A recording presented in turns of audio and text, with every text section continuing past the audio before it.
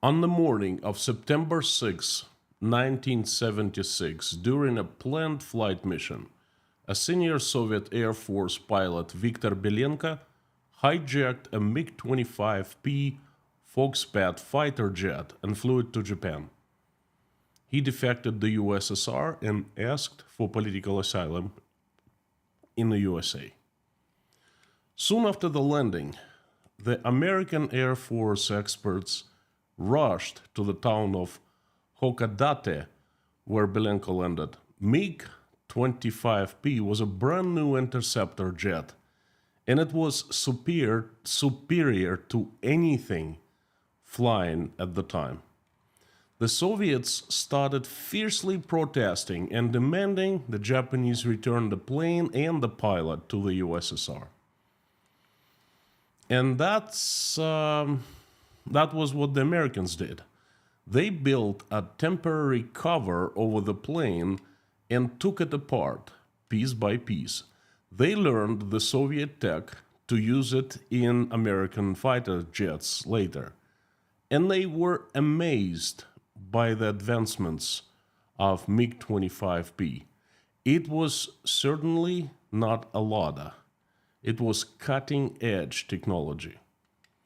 After 1 month of this close friendship, the plane was returned to the USSR.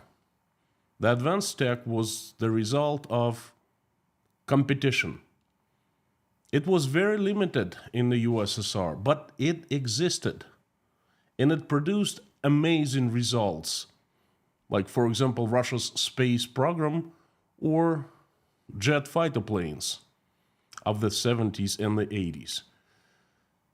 And it looks like this magical energy that drives world progress and development has died in Putin Russia. Howdy, howdy, everyone. My name is Konstantin, and welcome to Inside Russia, where usual Russia is explained by the unusual Russian. You will find here plenty of truth, common sense, and logic. You will not find here BS, propaganda, and lies. Also, you will find here emotions, quite a few emotions, because I am a human being after all.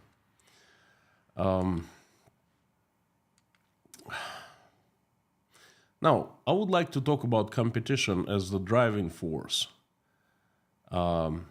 Competition that was in Russia and now that is dead, or is it? Anyway, let's start with Soviet planes. I want to explain you something about the competition. Now, why MiG-25P was so advanced? The USSR, didn't have much of advanced tech. Certainly not for civilians. There was actually nothing for civilians. What? Everything was very dated, low tech. I still remember that. Yet, even the Americans were impressed by MiG-25 in 1976. Why? The force behind this wonderful plane is called competition. After World War II, Soviet government needed advancement military airplanes. Stalin and his servants knew that to design world-class military airplanes, they needed multiple design teams and production teams competing face to face. That was the only way to research and create advanced products, to compete. Old good capitalism. So Stalin ordered to create so-called OKB, experimental design bureaus.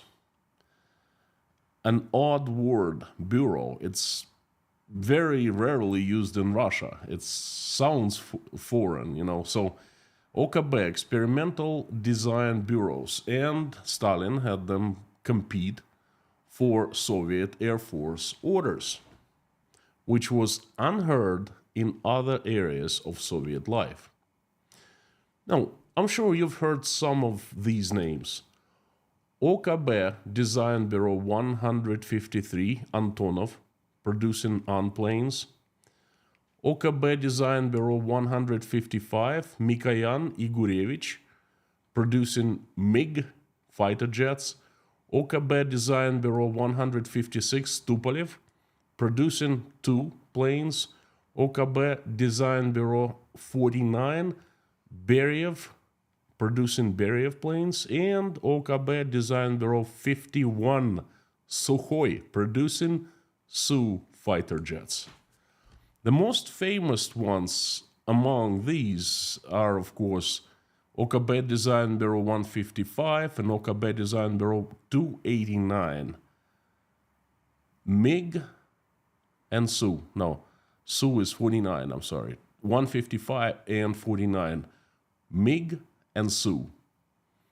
They were the 2 leading design bureaus in the USSR in the period from 1940s to 1980s. They were producing world-class fighter jets. The history of competition between Sukhoi and Mikoyan Igurevich design bureaus began in the 50s, where they started competing for orders to develop new aircraft models. In the 60s and in the 70s, the competition between the 2 design bureaus became fierce and is considered legendary now. As a result of that competition, MiG-25 Foxbat interceptor was born, world-leading interceptor of its time, and MiG-29 Fulcrum and Su-27 Flanker that are among Russia's top planes ever were born. Competition allowed that. Do you see how the USSR worked? No private property for people, no free markets, no competition, all is planned economy. But when you need a world-class product, let's say a military plane or a space rocket, you turn to competition. The USSR turned to competition because humanity hasn't invented anything better than capitalism and competition. Do you want another example from the USSR? It's the space program. Yes, Soviet space program was also the product of competition. There were 2 space design bureaus fiercely competing with each other, using different technologies in space rocket construction. One used liquid fuel and another used solid fuel. You've probably heard of the name Sergei Korolev, the father of Soviet space program. He was first in space, Sputnik, first man in space, Gagarin. He was the father of the space program. But most likely you have not heard the name Vladimir Chalomey, a brilliant space rocket scientist. He was the competitor, the fierce competitor of Sergei Korolev. Both Korolev and Chalomey divided the entire might of Soviet space program into 2 parts. One was under Korolev and another was under Chalomey. Chalomey lost and Korolev won. The result of that? The result of the competition between them, the first man-made object in space, the first man in space, first orbital station, first spacewalk, all good competition for you. Producing first ever space program. A brilliant one too. There wasn't much competition in the USSR besides that. But there were plenty of struggles for power. And that's not fair competition. That's very different, okay? Competition existed only in the space program and in some of military programs. Now, let's get to Russia and how competition is these days in the country called Russia, well, still called Russia. before I get to that, I'd like to take this opportunity to thank you again. Thank you, the community. Thank you, the watchers. Thank you for watching and coming back. Thank you for liking, supporting. I'm still demonetized. It's still tough. I'm recovering from Bell's palsy, almost recovered. But you know what? No matter what happens, you can count on me getting in front of this camera and live streaming every single day. I'm back to my daily schedule. And every day you will hear a story from me. The story of Russia and Russia's demise. Thank you. Thank you, friends. Your support means a lot. I receive a lot of emails every day. I receive lots of comments with words of encouragement. I receive lots of prayers, and I receive much love. Thank you for everything. Thank you for the coffees that you buy. Thank you for support on Patreon, funds in PayPal. Thank you so very much. Thank you from the bottom of my heart. So, back to the USSR, or actually back to Russia. When the USSR fell apart, and I clearly remember the day, it was 91. I was still young. The role of the government in our lives was nullified instantly. The state disappeared.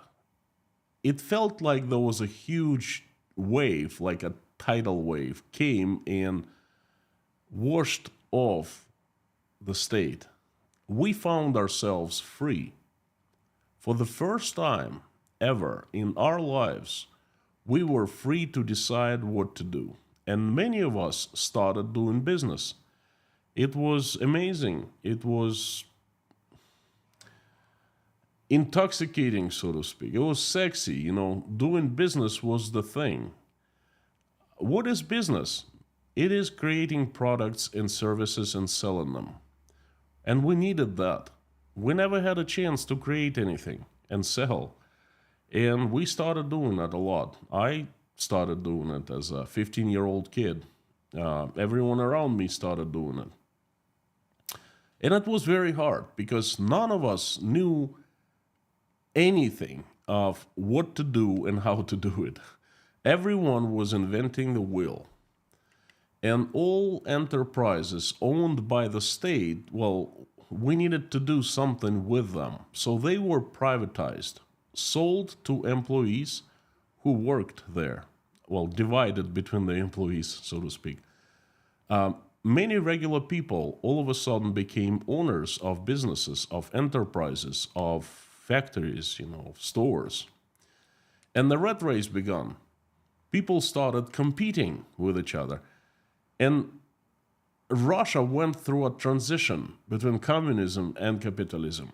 And it took 10 years, from 91 to about 2000, perhaps late 2000. Those 10 years were very tough, especially the first few years. But I consider 10 years a magnificent result, because no one in the history of mankind did that before. In 10 years, the USSR was transformed into Russia. And in early 2000s, Russia started prospering. It was like we were building the foundation in the first 10 years. And then, on top of that solid foundation, built on entrepreneurship and competition, we started building the house.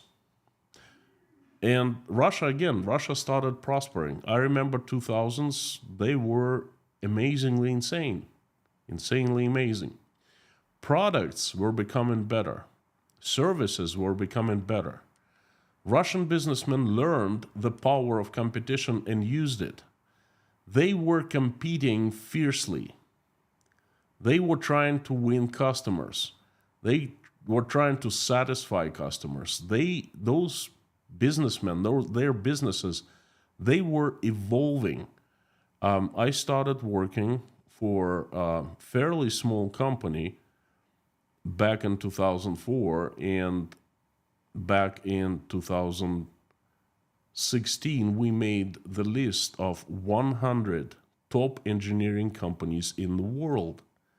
Imagine the road, the journey that we had over those years. And everyone around us were on the same kind of journey. We were growing, we were evolving, we were transforming, we were learning. In areas of life where private businesses were active, life was good, life was getting better. But anywhere Russian government was involved, and there were areas of life like that, things went sour because Russian government started reappearing when Putin came to power. He started rebuilding strong government and taking more and more power. The government wasn't about bettering itself, making people's lives better, doing something good for the people. It was about corruption, making money through corruption, through taking bribes, through exercising its power. And that's pretty much it. That's the goal of Russian government.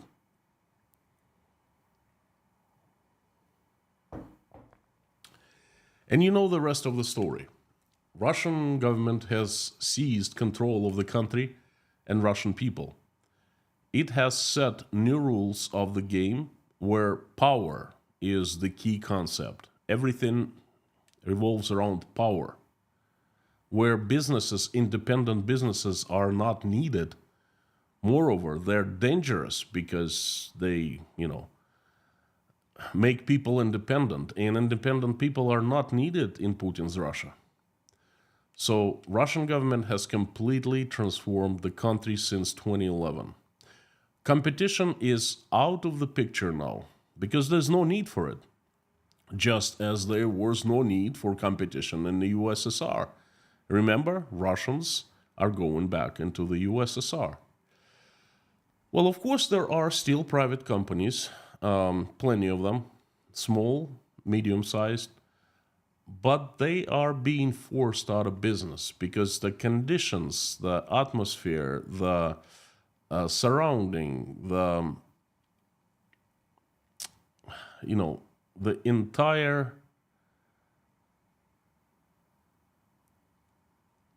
setup is becoming anti-business. There is less and less space for independent businessmen in Russia, in the vertical of power.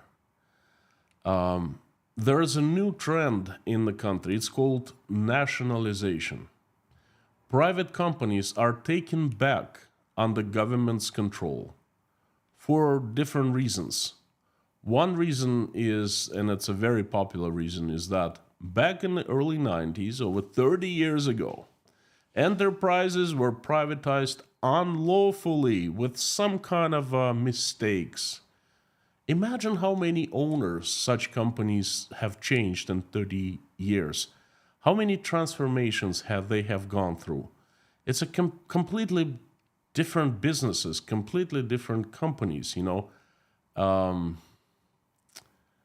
now courts rule to take them back with no compensation to current owners. Everywhere it's called stealing, but in Russia it's called nationalization. A good example came to mind. I like the clothing brand called Boss, and that's what I'm wearing right now. I don't know if you can see it. Yeah. It's a German company, and I've received the reason I'm wearing this is because it fits my body well, better than other brands. It's just the type of clothing. I feel very comfortable in it, and I can't find anything equal. I get a lot of comments from people. Oh, you know that Hugo Boss was the designer of Nazis' uniforms back in late 30s. I know that. But you know what? This company is not what Hugo Boss was back in 1939 or 1940. It's a different company, different ownership, and most importantly, different values, completely different values. Okay, and it's the same thing in Russia right now, as if in Germany they would go to Boss now and say, you know what, You designed uniforms for Nazis, therefore we need to nationalize you. The government needs to seize your company without compensation to current owners. Yeah, but it happened like 100 years ago, it doesn't matter. This is exactly what is happening in Russia right now. Bogus charges, and the companies are stolen and land in government's hands. So that's one of the reasons. Or another reason is some people simply desire to acquire lucrative asset. For example, a case of Russia's largest car dealer company called Rolf. Rolf wasn't privatized in the 90s. Instead, it was founded and developed by a Russian businessman in 1993. It's a company built from scratch. A few years ago, he was charged with bogus charges and fled Russia. The court ruled to seize Rolf and to transfer it to a man affiliated with Putin's top bodyguard. And Vladimir Putin signed an executive order making the whole theft legal.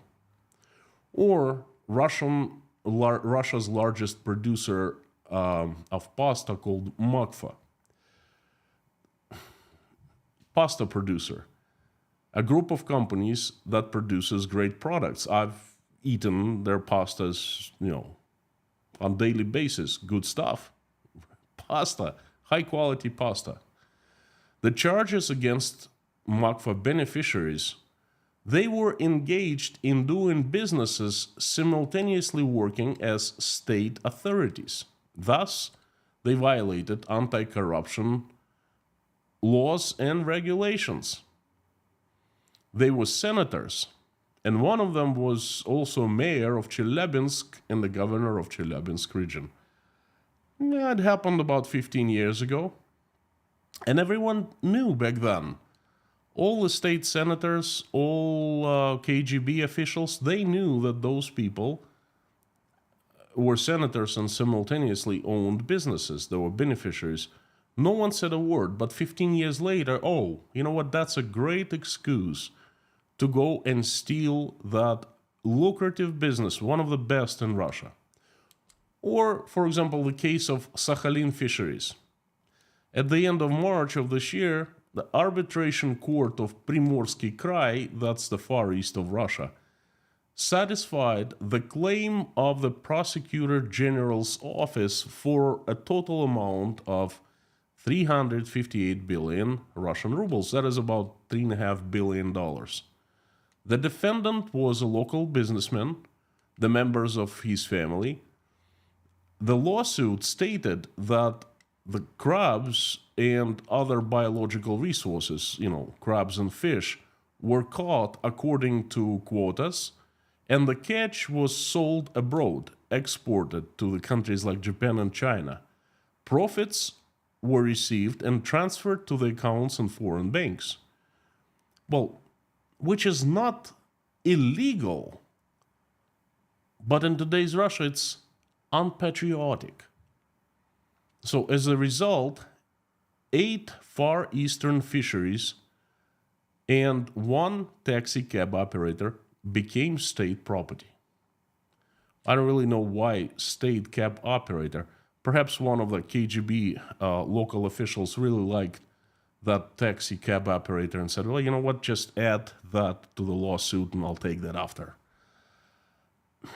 Legal, but unpatriotic. Nice. Or another case, Stolichная, the famous vodka Stoli, sold at every U.S. store with a liquor license. Tambov District Court granted the claim of, ruled in favor of claim of Prosecutor General's office for the seizure of assets in Russia of the owner of vodka brands Moskovskaya and Stolichная, Yuri Shefler.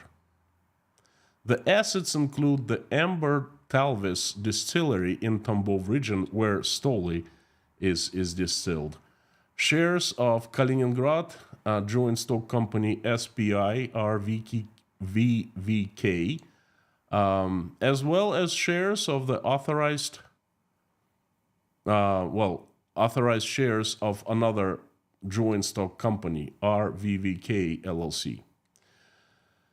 The company is controlled by Scheffler, Luxembourg-based Amber Beverage Group Holdings and Stoli Group, were recognized as, you will not guess in a million years. They were recognized as extremist associations. The reason for that? Well, no one really knows. Perhaps, no explanation given. Extremist associations based on what? What have they done? Have they sold Stoli to wrong people or what? Doesn't really matter.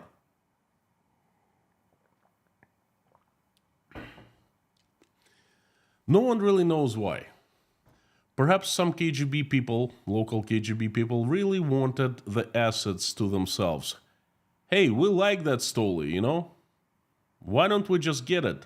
We don't even have to buy it. Let's just talk to a Russian court and prosecutor general office. I could go on for a long time. There are currently over 700 enterprises in the list of further nationalization. It is an unofficial list, of course, but it's been leaked. 700 large companies, the most lucrative companies, the best, the ones with good products, the ones that make money, the ones that have proven worth to Russian consumers. They are to be nationalized. Some of them have been nationalized already.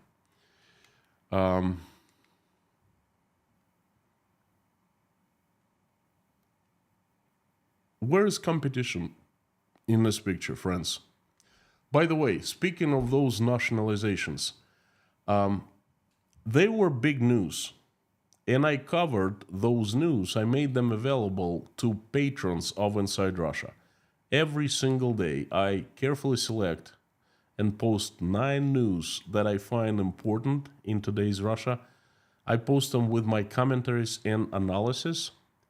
They will keep you informed on everything you wanted to know about today's Russia, but didn't know where to ask.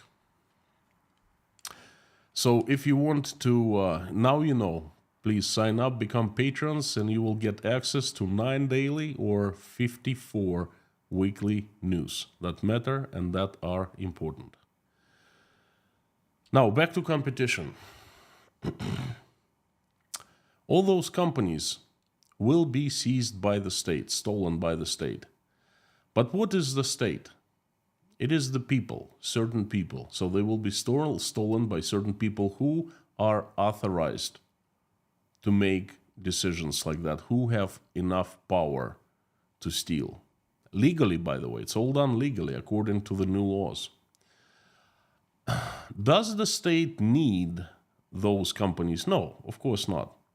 What's going to happen after some time, perhaps very short time, these companies, nationalized companies, will be sold to new owners in closed auctions. Most likely, auctions will consist of just one bidder or a couple bidders, but they will be connected, if you know what I mean. So they will be sold for cents on dollars. Cents on dollar. For very cheap, for handful of peanuts. Or, even better, they will be leased for a long term to certain people. So they wouldn't even have to pay anything up front. Let's say for 50 or 100 years.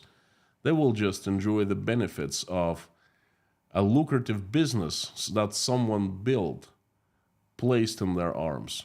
And this is the case with Danone, by the way. Danone is a French company, Russia's largest dairy producer. It produces milk, dairy products, sour cream, cheeses, anything. So the company the state seized the company, stole it from the French owners, and gave it to local businessmen from Chechnya. It's been 6 months, and Danone factories are in trouble. Mismanagement. needless to say that competition is being killed in Russia.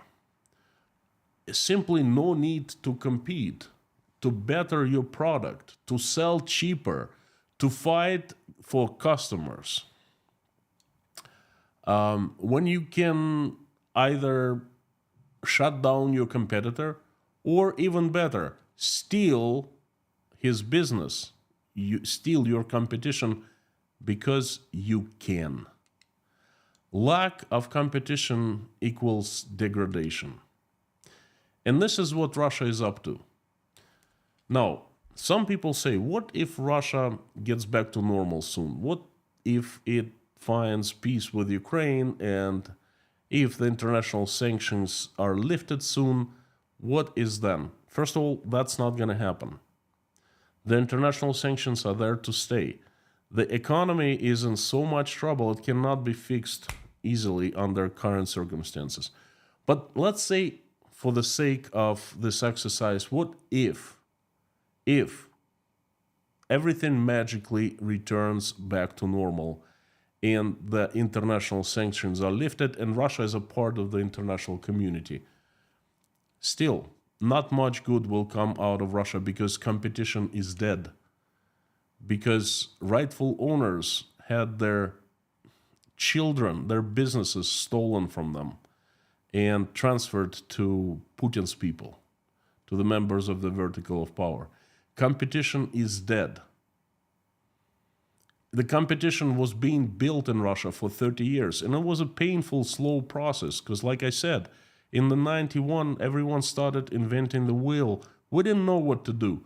30 years. It took us 30 years to build it.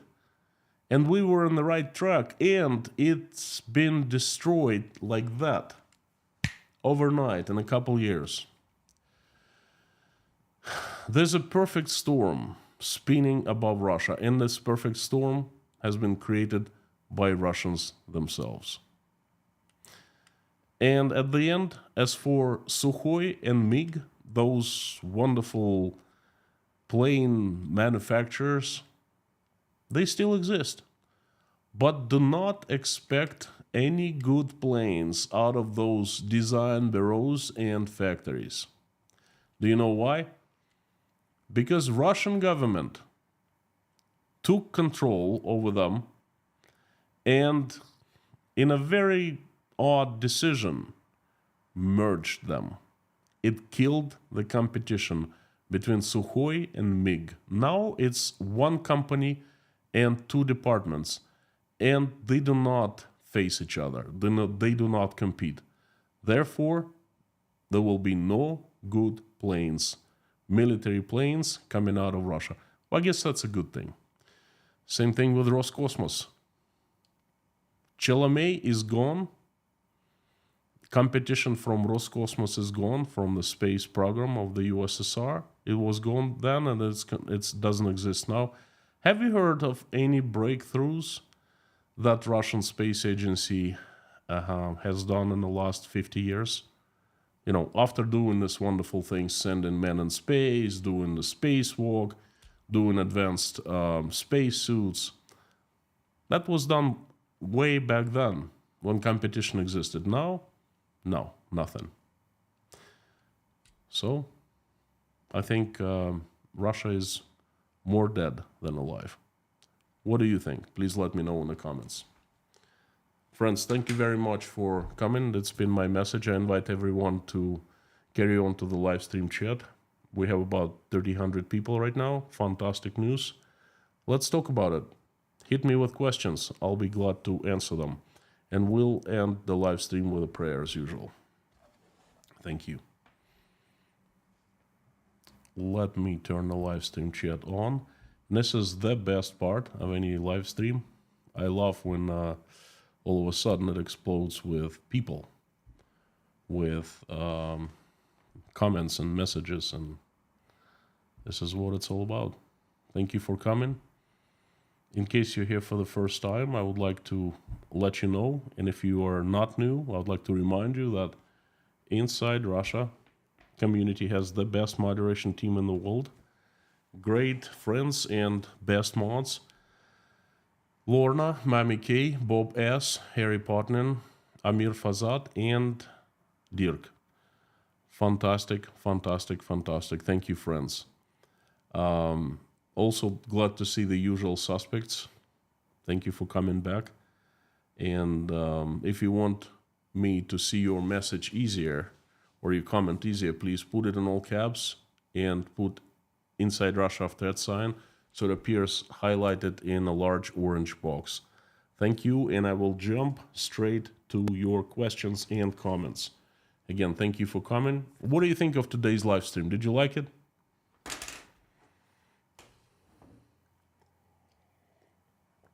My dad was a mechanic on MiG-21, by the way, when he served in the military. He was in charge of the oxygen system for a pilot.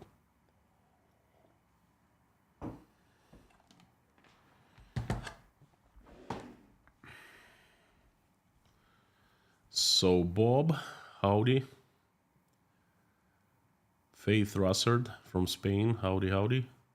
Reinhard from Berlin, guten Abend. Live, good to see you, long time no see, I missed you. Sam the Legend K, Sheerleaf from Florida. Lothar Avanti, Russian ruble is at 99 to the dollar today. Not really correct. Russian ruble is over 100 right now. 100 rubles, 30 kopecks. Just like as I was forecasting. The underdog is here. Howdy. Great Southern Land, Baker Stock, Tom W, Ho Marinos, Oliver Jesus. Harry, good to see you. Lorna, Mommy K, not seeing you, but I think you are somewhere near.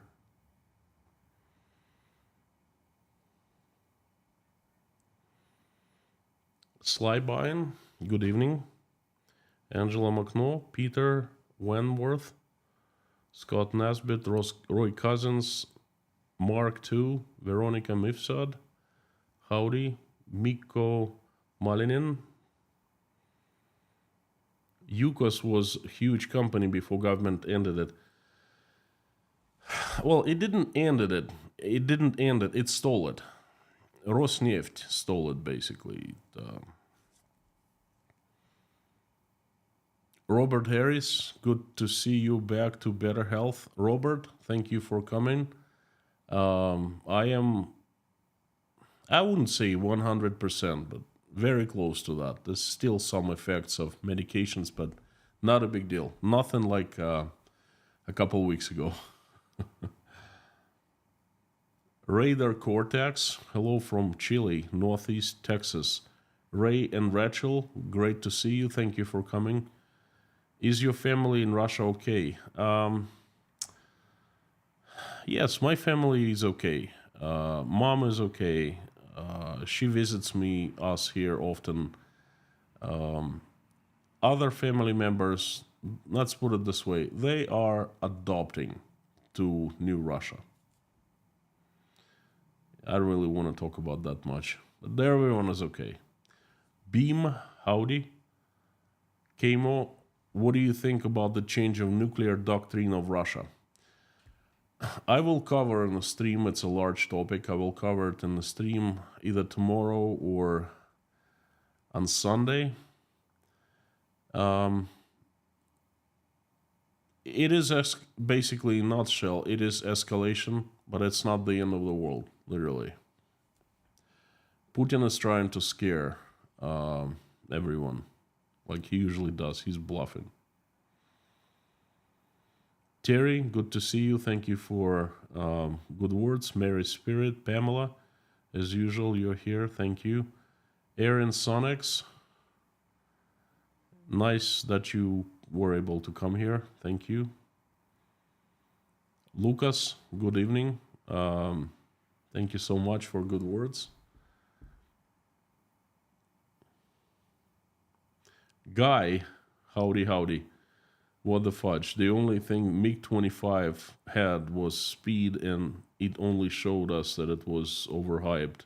And the F-15 Eagle was more than a match. I did a little bit of research, well, quite a bit of research, and I beg to disagree with you. But let's keep it outside this live stream. Peter Wentworth, historically nationalizing vodka ends well, right? I know. I know. Well, the thing is, they nationalizing it, but they're really stealing. Some people, let's say a KGB general, comes to certain people in court and says, okay, I want this company. And then they create what is Russia is called a scheme how to steal the company. They have all the resources in the world. They have prosecutor general's office under their sleeve. They have attorney general's office. They have police. They have the KGB. They have courts. Everything. The businessmen, they simply don't stand a chance, Diana Newton, I like this time much better for me. Well, thank you so much. I'm also trying to sleep more these days because it's, my Bell's palsy, if it was from stress, then it definitely was caused by lack of sleep.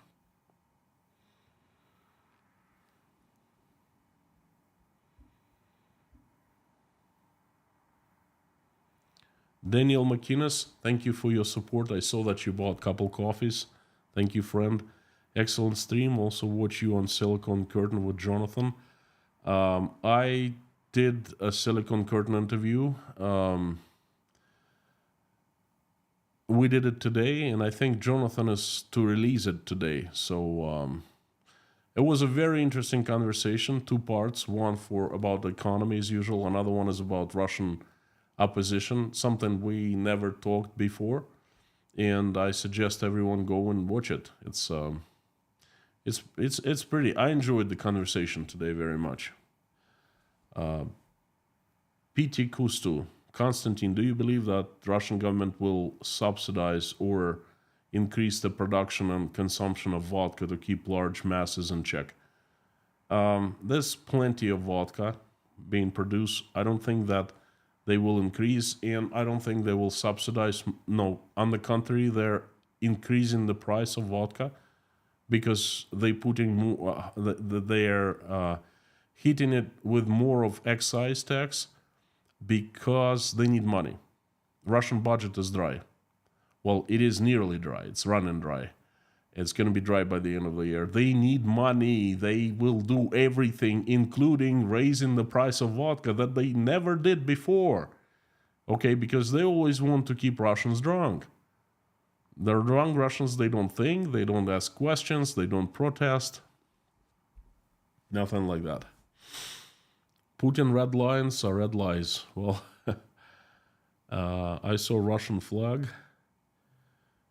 Johnny, very interesting to hear the insight from Russia. Thank you so much. Andres Benz, good to see you. New investment will come first by independent justice in Russia. Didn't exist in post-Soviet time.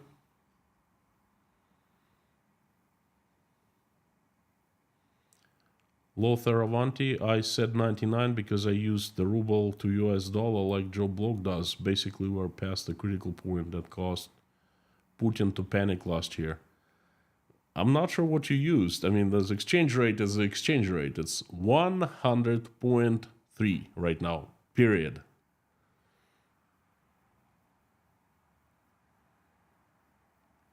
Holy be Jesus, still recovering on my stroke. Look, why don't we put you into prayers list? If you tell us your name, I will put your name. If not, I'll put Holy B. How about that?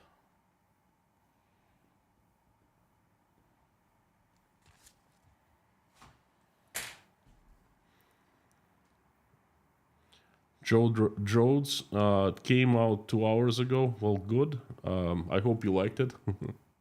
Jill Labreche. Sorry, very bad with last names. Not good. The West, I was afraid. The West was afraid of Russia because they were technologically advanced. Do you think it took them a while to understand the drastic results of Putin's policies? Jill, um,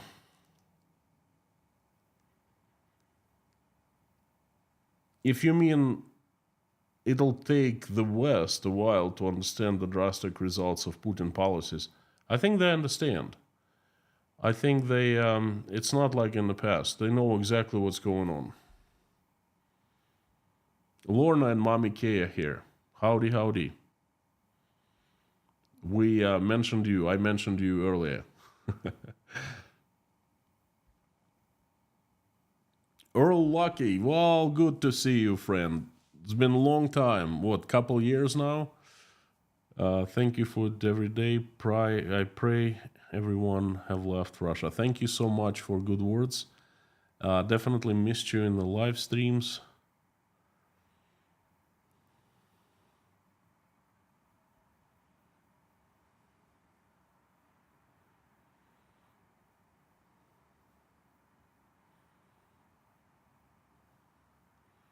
Craig Hughes, competition, though important, where are innovators, those that design and improve existing products.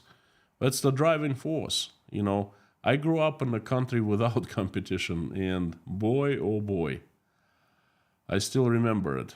And I am absolutely dumbfounded by why Russians want to go back there to the land with no competition. It's called the USSR, and now it's even worse. Craig Severeezy, howdy friend, great message. Just a matter of time before the tsunami of mismanagement of Russian economy goes boom. It is going boom right now. I'm hearing it. Every single day I hear it, okay? Jalapeno cheddar popcorn on standby. Ooh, not my favorite. I like caramel.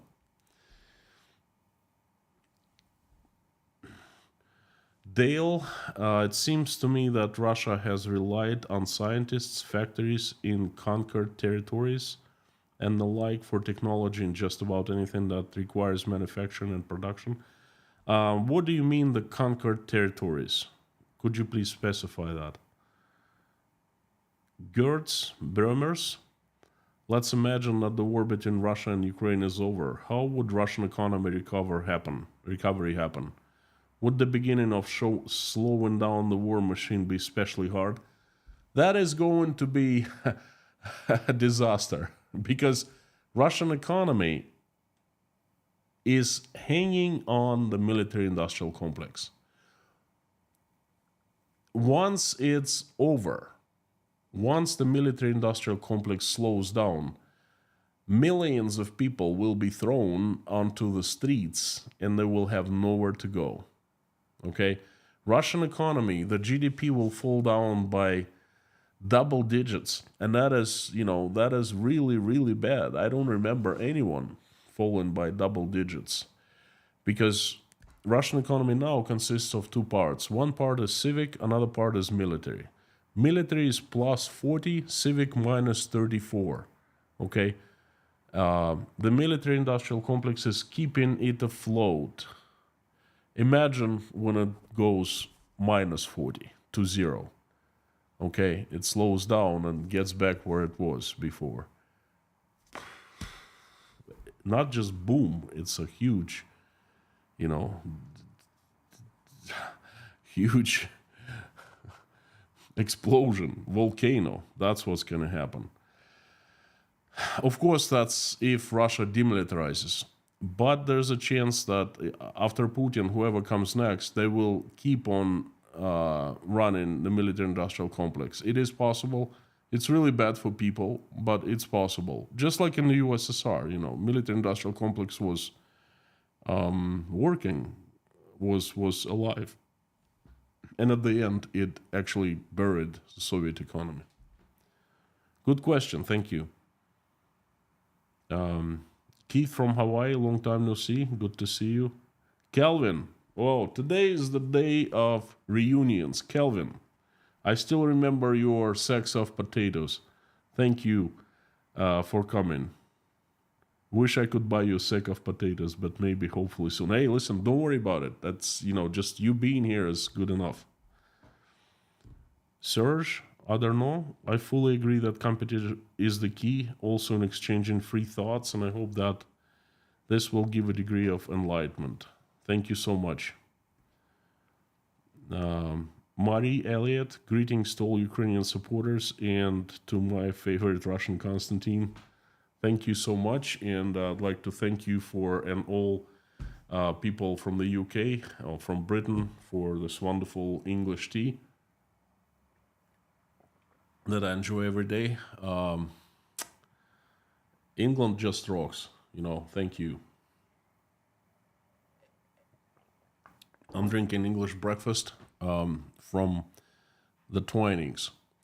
And the next one will be from Taylors of Harrogate.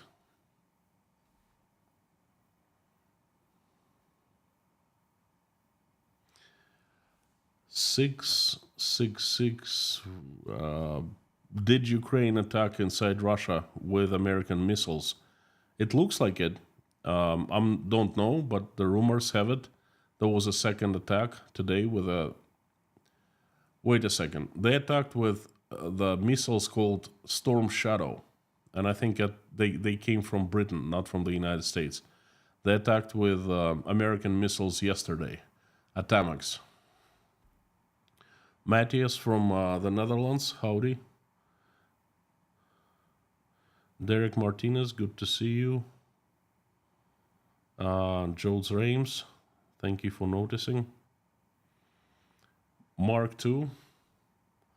Surely the only way to get back to a true free enterprise system, the oligarchs who benefited from the gifting system are required to return their ill-gotten gains. I don't think so.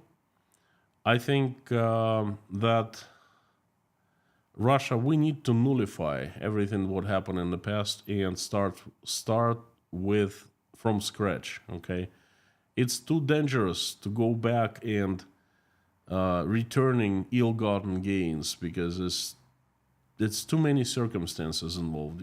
So I think we need to stop, and we need to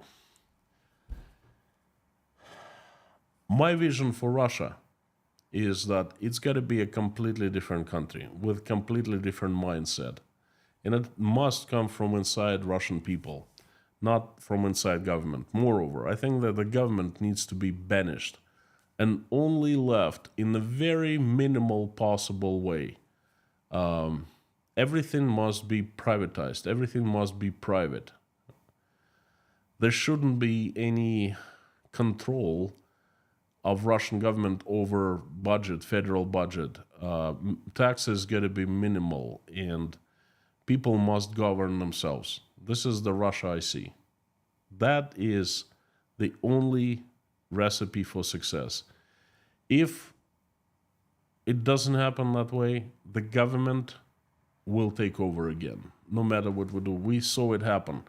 The government was nearly nullified back in 1991. It just vanished from our lives. The KGB was a laughingstock. They couldn't do anything to us. The cops were laughingstock. Prosecutor General, come on. They were nobodies, okay? They went after criminals, who did street crime, and yes, that's what cops were for. But they didn't go after businesses. They didn't do what they're doing right now. And yet they were reborn. If we do not learn from our mistakes next time, and we nullify the government, but we will not set the new rules, they will be reborn again in the future. I hope I answered your question. Rhonda Nipiro. Hi, Konstantin. Do Russians track nationalized businesses? In Czechia, many communist-era thefts were uncompensated. Russians do not track of nationalized businesses. Well, there are people who keep track. Yes, I keep track, and there are other people too. But if you're talking about like general Russians, people in general, no, they don't care. They don't think about it. They're either drunk or live in their own bubbles, or They think it doesn't concern them. Very odd. I don't understand those people. I used to be one of them, but I don't feel like that anymore. I feel like I'm from Mars and they're all from Venus. We're so different now. I don't understand. It's their lives, and they've voluntarily given up control over their lives to some government people. And all they do is they sign and they go, there's nothing we can do. What can be done? It's not up to us, you know. So, track is being, the businesses, nationalized businesses are tracked, but by few people, not by regular people. Carlos Enrique Salas, good to see you again. Thank you for your video. All you said is like a deja vu of all what Chavez and his gang did in Venezuela during the first decade of the century. You know what? The more I think of it, the more I see that Russia is turning to the Venezuela way. I think that's becoming the second Venezuela. It's kind of hard to believe, but I see more and more signs. Well, you know what? It serves them well. Joao Marinas, is it true a lot of engineers and technicians have left Russia to the West and China, or are there still enough qualified personnel to continue at least repair and production? Friend, a lot of people have left. Over 3 million now. If you come here to Tashkent and you join me at a breakfast any day at Tashkent Breakfast Club, you will see plenty of engineers, plenty of construction engineers, design engineers, manufacturing engineers, plenty, and that's just Uzbekistan. They are all over the world. China is vacuum cleaning them, sucking them in right now. Pilots, engineers, doctors, teachers, you name it. The Chinese need them. There are still left in Russia enough to continue at least repair. Well, there are some. And to answer your question, we will see very soon. We will see how power plants, how the heating systems, how high voltage substations, how the,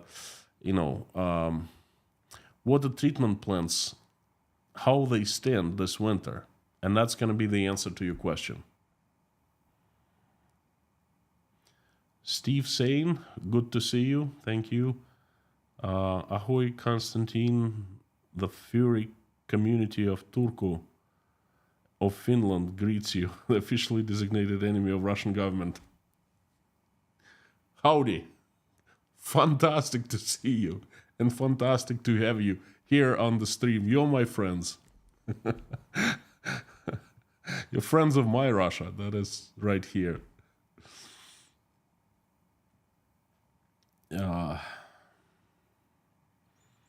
All right, a few more minutes and we will finish the live stream with prayer.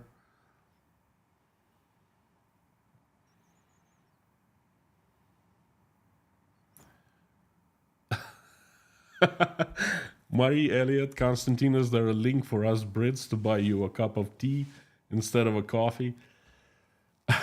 Well, I'll tell you a secret now. I stopped drinking tea about 4 weeks ago, really. My cardiologist, well, she didn't forbid it, but she advised me from drinking coffee every day. I used to have a coffee in the morning, a large cappuccino at the breakfast club, and everyone knew I had it. So I would walk in and the waiters, they wouldn't even ask me. They would go and get it.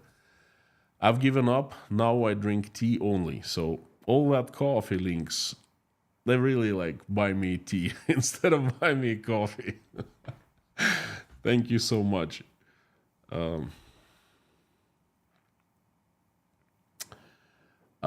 Scott Nesbitt, you see Jake Bro doing a fundraising money for Ukraine, trying to get $1 million. You think you could do one? No, Scott. This is something I don't talk about publicly for certain reasons. Uzbekistan is not the safest place for me, and I have seen KGB operatives following me on 2 occasions. So I'm helping the good causes the way that I can, then the way that I, feel right. So I am proud of what I do on and off YouTube, in real life too. And that's all I have to say to you right now.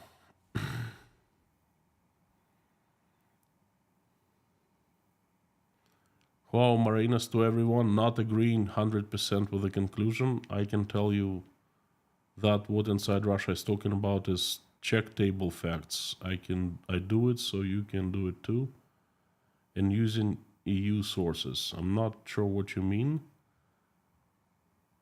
With what conclusions?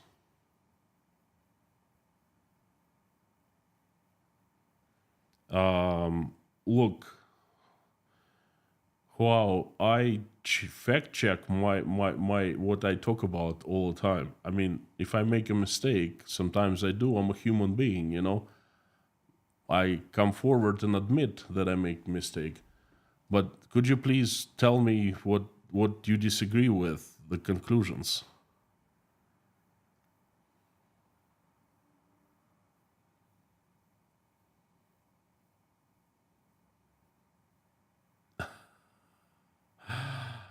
Captain Slow and L33 always wanted to ask you, how did you get those big calves? I exercised them. I was a bodybuilder in my early days, you know. I haven't exercised in 15 years because I have eye problems. I can't lift weights any longer, but I still have, hands that I can show you, and calves. They're big, big. They're like, competition size, I should say. I walk quite a bit and I keep my calves exercised that way. This is how I got them. I was lifting weights and I did calves exercises. Stop questioning. Hey, no, wait a second. Someone is questioning me. Yahoo!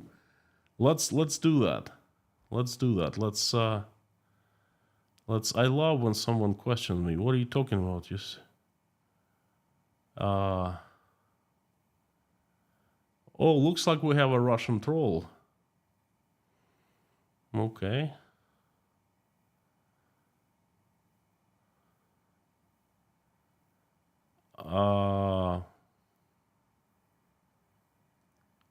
Who else is questioning me?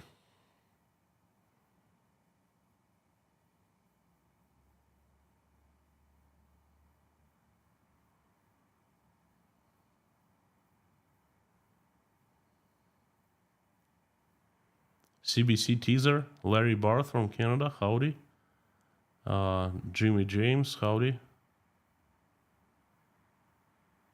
I can email you about meeting Putin at the KGB, please do, would be interesting. So looks like Avram Железный questions me, right?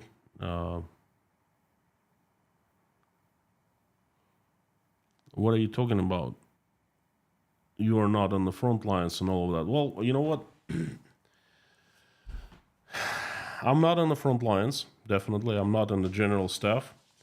But let's say I sit in Moscow, in my kitchen like I did, and I do research in the middle of Moscow, and I talk to Muscovites, and basically, well, I actually didn't talk to people much in Moscow, but I did the same thing. I sat, and the key point here is to have news sources, reliable, trusted news sources. I have plenty of those.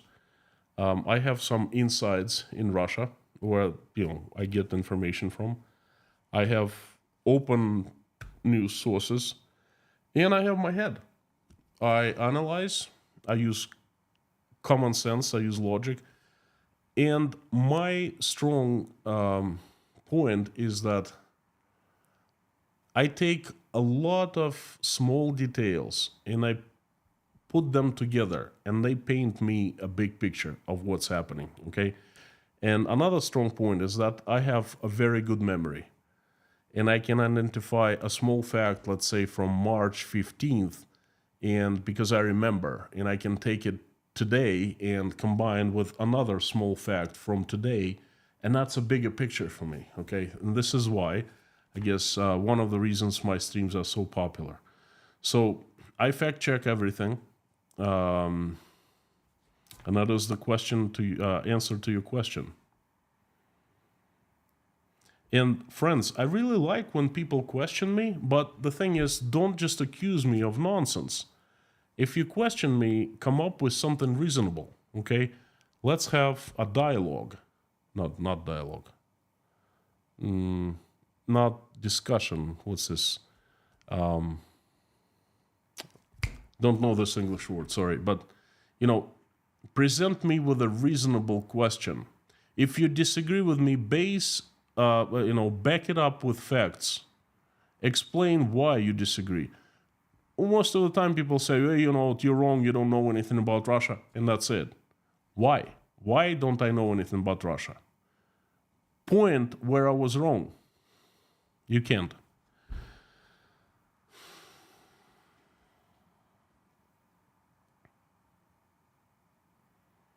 The Highwayman, good to see you. Yes, I received a prayers request yesterday.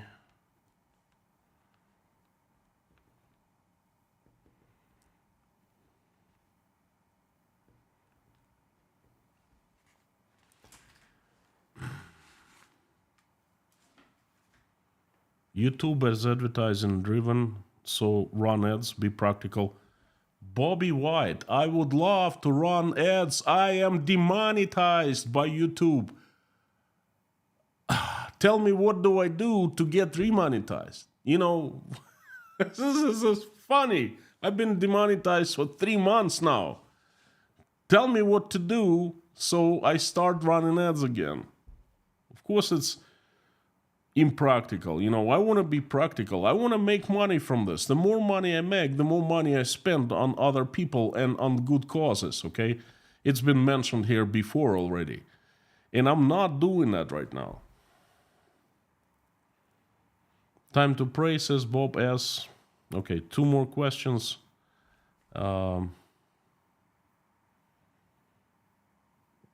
Peter Schmidt, thank you so much for clarifying about Hugo Boss. No, they had nothing to do with Nazi uniform design. There's a YouTube video by Panzer Museum Münster in German and English. Thank you. Thank you so much. You have no idea how much dirt I have received for wearing this fantastic clothing. I love Boss. Used to be Hugo Boss. Now it's Boss and Hugo. I don't like Hugo. I like Boss. What can I say? Dankeschön. Debbie to Scooter Chick. Thank you so much for nice words.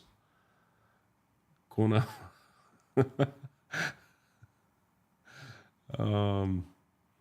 CBC teaser, Larry Barth. I heard that coffee was good for you if you drank it black, no sugar or cream.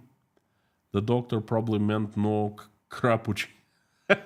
Crappuccino. It's far too strong with too many additives. Well, as far as I know, I drink it no sugar. I don't like sugar in anything. As far as I know, cappuccino is regular Americano mixed with milk, or cream. But I'll research. Thank you, Larry. Thank you so much.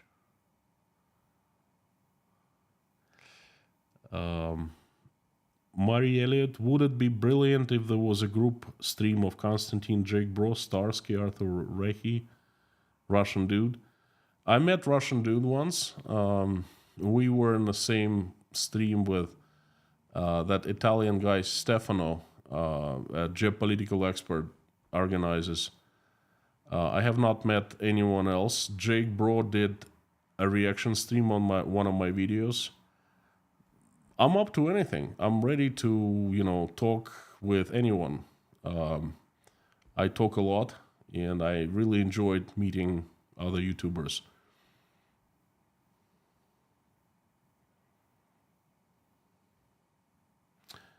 KG1, good to see you. Long time no see. Could the increased Russian attacks on the Ukraine power grid risk another disaster than nuclear power stations? I don't think so, because Russians are careful not to attack nuclear power plants. They understand the results, possible results. And Ukrainians can attack Russian nuclear power plants as well. So I think everyone stays away from messing up with power plants. I mean, Chernobyl was bad enough for us. Friends, I would like to finish this live stream today. Thank you very much for coming. And I would like to invite everyone to pray along with me. Whether you're religious or not, to me it doesn't matter. Let's send good wishes, good vibes, good energy to people. I call it prayers. I send love. You can we send love. You can call it anything you want. So please join me. Let's do it.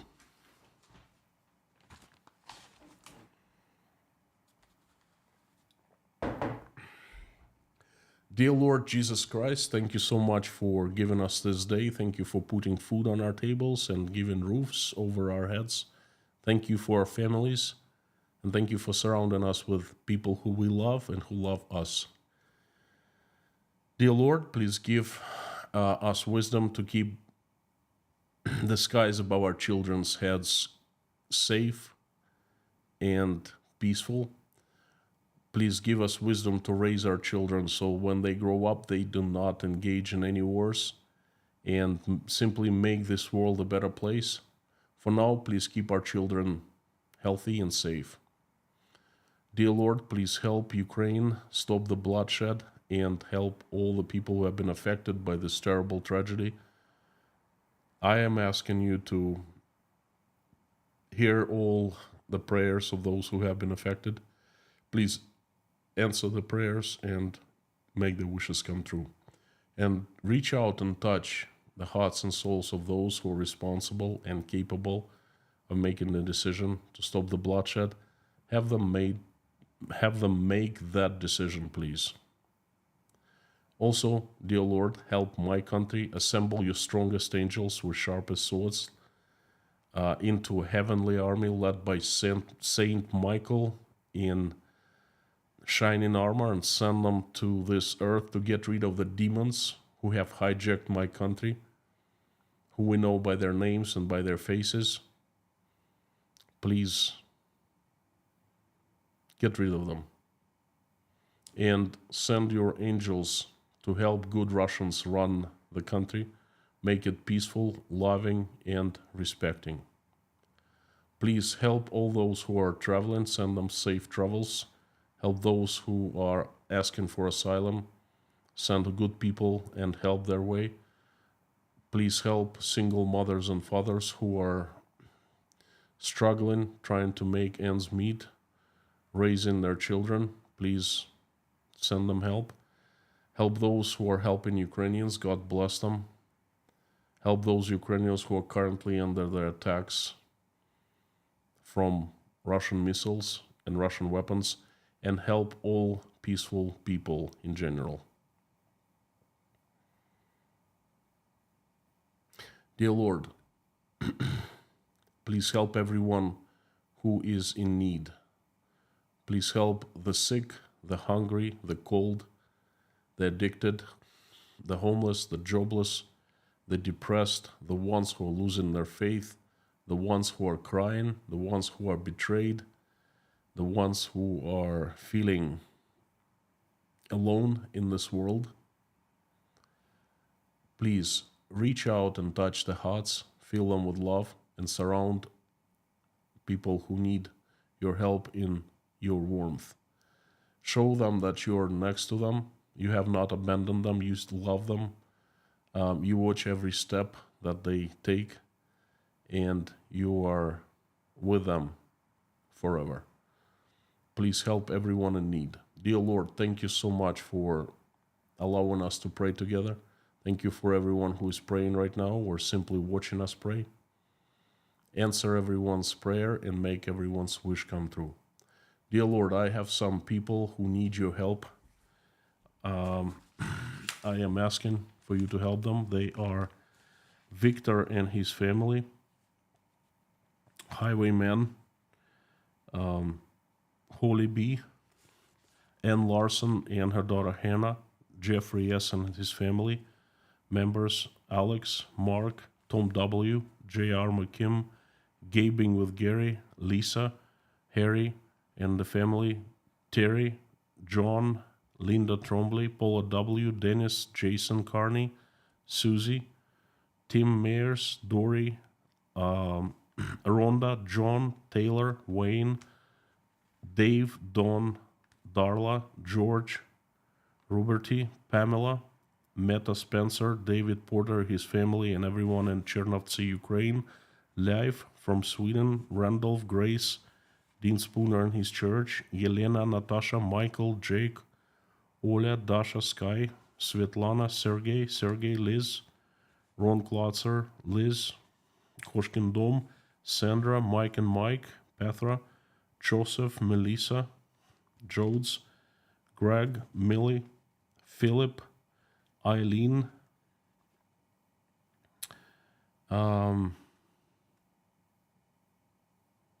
Pamela, and I would like to also ask you for the kids from Ukraine who have been misplaced.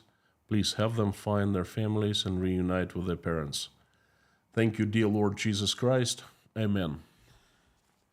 Friends, thank you very much for coming. I would like to tell you again, I tell it to you every day, and I keep on telling that you are absolutely awesome and you rock. I am so glad to have you as part of Inside Russia community. Thank you, thank you, thank you. And please come back tomorrow. I have a few interesting ideas for you. I hope and I think that you will like it. So please keep on tuning in. And before I finish off this live stream, I'm asking you again to join me in saying out loud as you can, the following. Carthago delenda est.